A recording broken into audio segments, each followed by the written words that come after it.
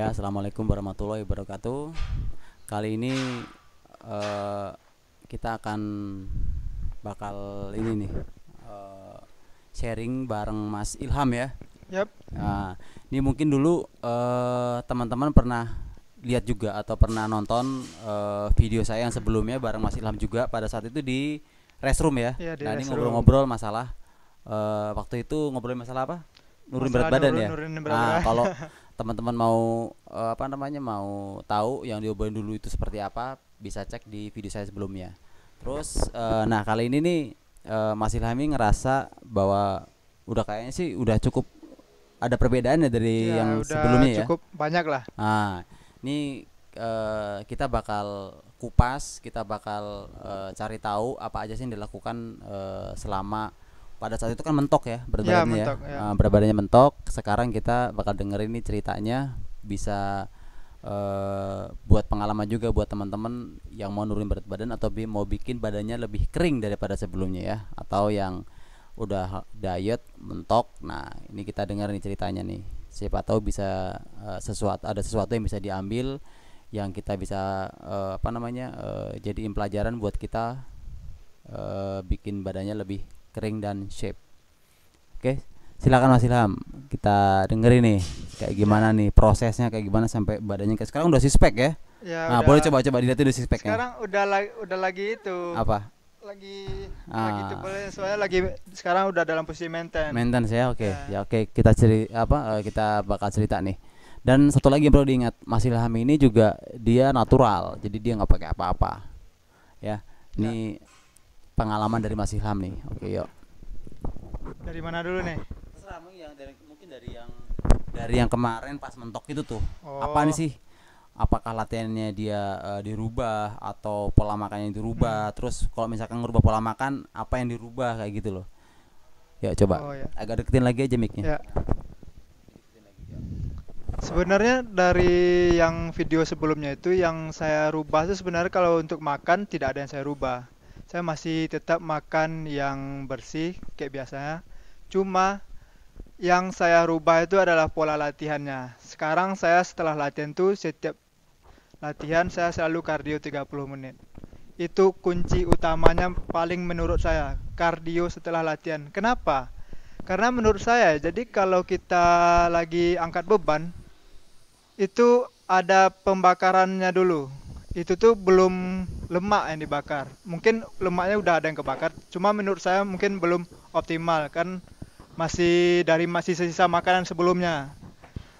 Jadi kalau 30 menit setelah latihan itu kita kardio, itu tuh sudah proses sisa-sisa tenaga kita.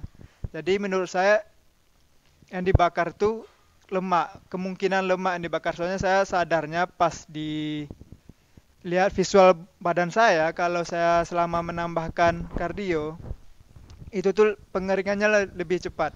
Soalnya saya sudah mencoba, saya itu diet udah 4 bulan ya, jadi udah saya coba tanpa kardio, semi kardio ini kalau lagi pengen aja, terus full kardio. Yang paling efektif full kardio. Jadi saya tuh kan latihannya tuh 2 kali ya.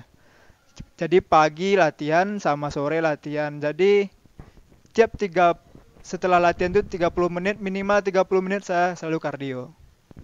Itu aja sih yang saya ubah. Kalau dari makan saya masih menjaga makan.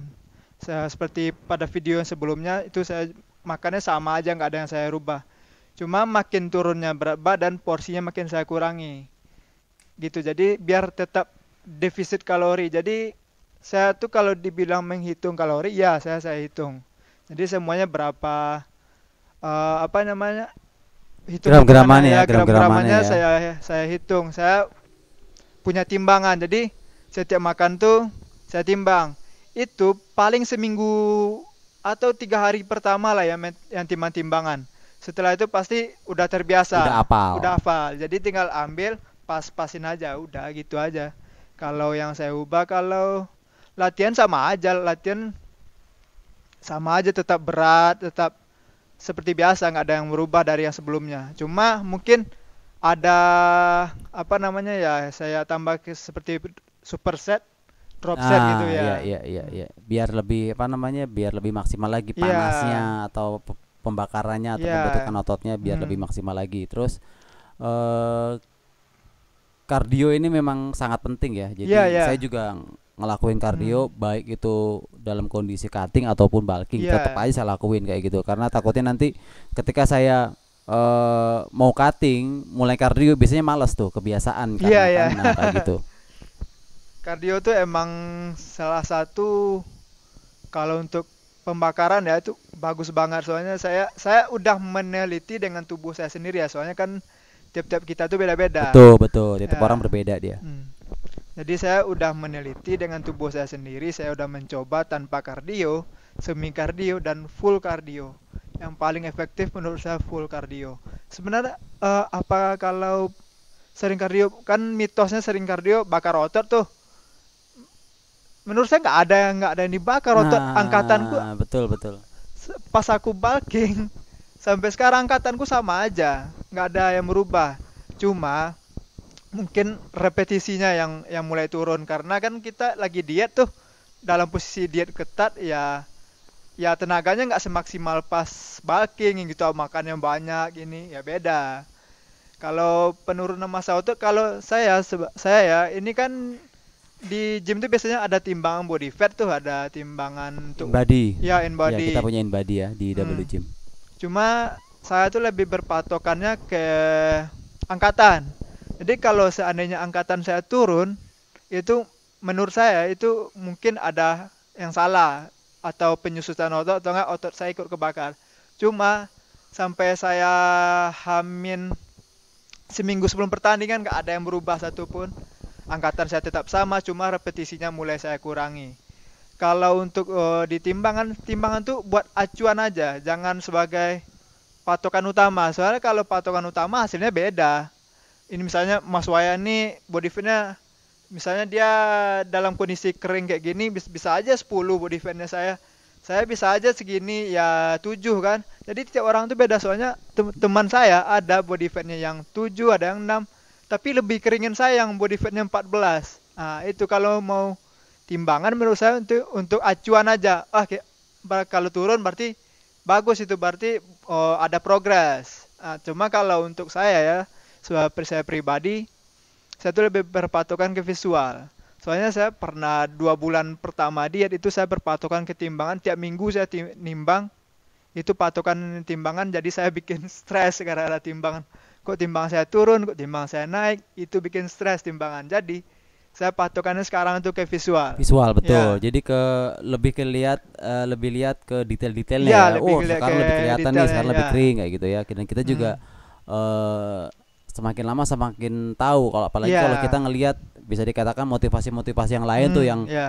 badannya kering-kering, jadi kita jadi tahu tuh Iya. oh standarnya kering itu seperti itu di mata Iya. kita gitu, di Hmm. mata kita sendiri. Jadi kita ngeliat tubuh kita juga, oh ini kurang Hmm. kering, oh ini pas nih keringnya kayak gitu ya. Ya.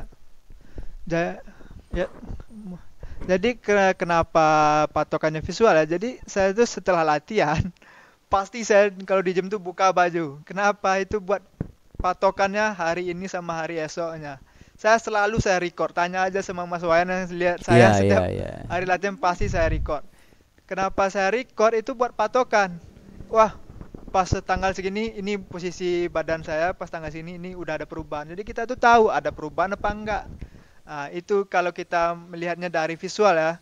Saya nggak apa-apa, kita record aja pakai HP, rekam aja bikin video nggak masalah kok. Nggak ada yang, kita tuh bukan, mungkin orang bilang update update dulu. Enggak, saya tuh nggak ada, jarang saya update. Itu pun saya kebanyakan saya simpan aja. Itu untuk patokan di komputer saya tuh ada tuh, mulai dari saya bulking bulan November tuh sampai sekarang lengkap itu. Jadi saya tuh tahu progresnya. Jadi dari November ke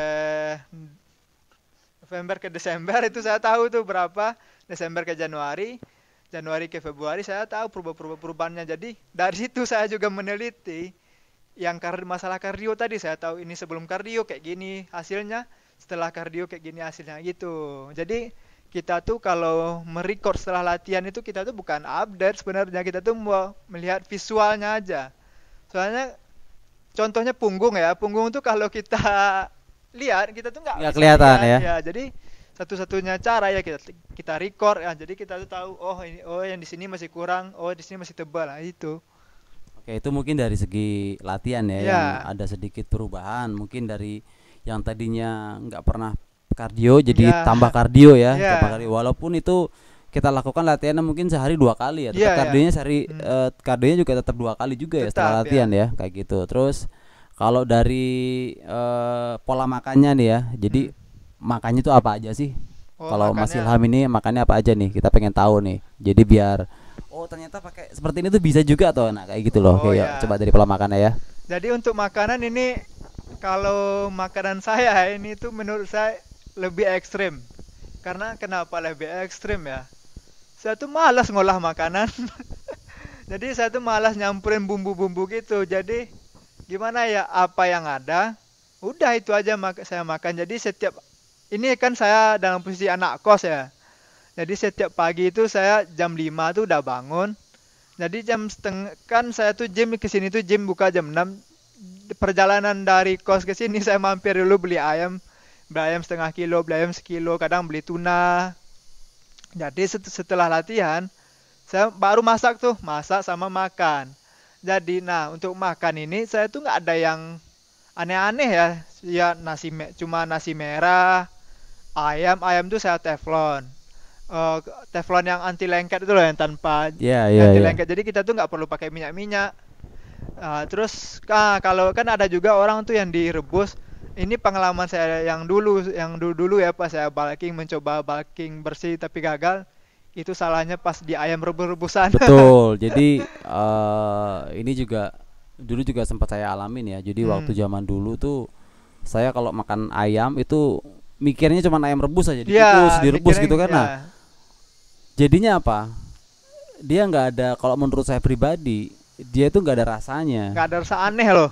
Jadi kayak kalau masalahnya apa? Kalau kita kukus atau kita rebus dia kan ada penambahan Hmm. penambahan air ya. Ya. Penambahan air jadi bisa dikatakan bakalan lebih hambar lagi gitu. Hmm. Rasanya kayak air, tapi berbeda kalau kita di teflon. Ya, Kita teflon atau ngurangin bakar ya. teflon atau bakar itu, tapi kalau bakar kecenderungannya dia lebih keras. Ya, Karena ya. kan semuanya menguap. Hmm. Tapi kalau di teflon dia airnya itu pasti keluar, nanti Hmm. masih ada kandungan air itu masih ada. Jadi Ya. terus juga dia kan prosesnya kan proses ngilangin ngilangin air ya. Kalau di Hmm. teflon tadi bahkan proses ngilangin air dan dia rasanya lebih lebih gurih kalau menurut saya. Ya, Jadi ya, lebih lebih ada teflon. taste-nya gitu loh. Ya. Seperti itu. Yuk lanjutkan. Jadi kalau kenapa saya pilih teflon itu ya, jadi ada rasa. Jadi anak teflon ini ayamnya jangan putih utuh gitu loh. Jadi kalau putih utuh itu tetap nggak enak. Jadi saya tuh biasanya saya kasih agak Agak gosong agak dikit, gosong dikit, coklat-coklat gitu agak ya. coklat-coklat Gurih itu dikit. Nah, biasanya. itu gurih. Nah, terus biasanya kalau Ah, misalkan ada kerak-keraknya itu, kadang ya suka itu ada enak kerak-kerak tuh. itu enak banget tuh kayak keripik Ya, gurih. Nah, itu. itu Yuk. tipsnya. Kalau untuk ayam saya gituin, sama tuna juga saya teflon. Itu tuna tuh paling enak menurut saya daripada ayam. Tuna tuh masih ada rasa, ada asin-asin dikitnya.